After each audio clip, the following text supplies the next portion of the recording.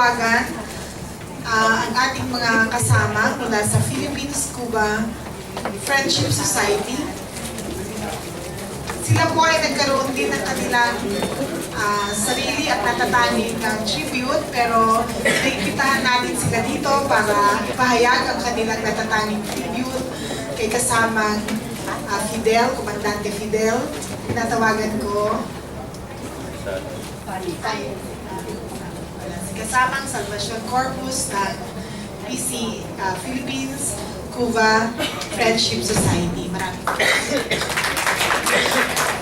Magandang hapon po sa ating lahat. Narito po ang tribute to Comandante Fidel Castro, the great revolutionary leader of Cuba and the world.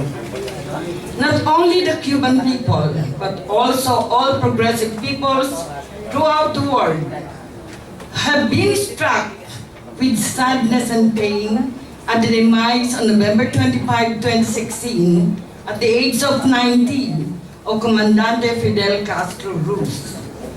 This is because Fidel is a great revolutionary leader, not only of the Cuban people, but of all peoples throughout the world who are struggling against imperialism and reaction, and for national freedom, democracy, and socialism. The rise to prominence of Fidel started when he was a student leader at the University of Havana, where he took up law. He led the struggle against the Cuban feudal lords and comprador capitalists who were the local caretakers for U.S. imperialism. Fidel headed the assault by 153 armed revolutionaries on the Moncada garrison on July 26, 1953.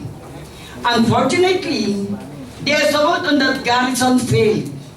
Fidel, Raul, and the others who luckily escaped summary execution were tried. And in presenting the defense position, Fidel summed up with immortal words, "History will absolve me." While in maximum security prison, Fidel, Raul, and other revolutionary leaders continued to write agitational articles which were smuggled out of prison to keep the country's revolutionary flame burning. 6 weeks after the release in 1955, Fidel and Raul went to Mexico, and from there made a tour of Cuban American communities in the USA, where they successfully solicited support for their July 26 movement, aimed at toppling the bloody pro-imperialist dictatorship of Fulgencio Batista in Cuba. Within a year, Fidel was able to organize and train a revolutionary Cuban armed group in Mexico. And this group was joined by a revolutionary Argentinian doctor, Ernesto Che Guevara. The victory of the Cuban Revolution came after 25 months of fierce battles since the landing of Fidel and his armed group from Mexico aboard the motorboat Granma. The triumph of the Cuban Revolution on January 1, 1959 ended 60 years of U.S. neo-colonial domination over Cuba since the infamous Treaty of Paris in 1898. The triumph of the Cuban Revolution also ended a string of corrupt puppet governments imposed against the will of the Cuban people. The Cuban Revolution dignified the Cuban people by ensuring all basic human rights, such as the right to food and housing, free access to health and educational services, and the opening of doors to all advancements in science, culture, and sports. The victory of the Cuban Revolution over the U.S. Batista Mafia dictatorship and the construction of socialism in Cuba are of great historical significance and are important examples for the peoples who are struggling to free themselves from imperialist bondage. Under Fidel's leadership, internationalism became the hallmark of Cuba.